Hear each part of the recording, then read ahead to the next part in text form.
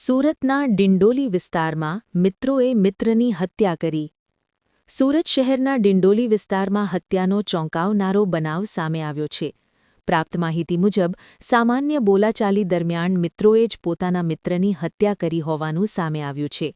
મૃતક યુવકનું નામ ધીરજસિંહ હોવાનું જાણવા મળ્યું છે. મિત્રો વચ્ચે થયેલી સામાન્ય બોલાચાલી બાદ મામલો ઉગ્ર બન્યો હતો અને ત્યારબાદ આરોપીઓએ ધીરજસિંહ પર જીવલેણ હુમલો કર્યો હતો.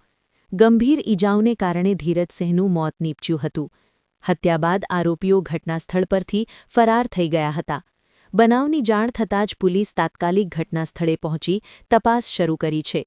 પોલીસ દ્વારા ફરાર આરોપીઓને ઝડપી પાડવા માટે તપાસના ચક્રો ગતિમાન કરવામાં આવ્યા છે અને સમગ્ર ઘટનાની વધુ તપાસ હાથ ધરવામાં આવી રહી છે. રિપોર્ટર નૈતિક રેશમવાળા, સુરત.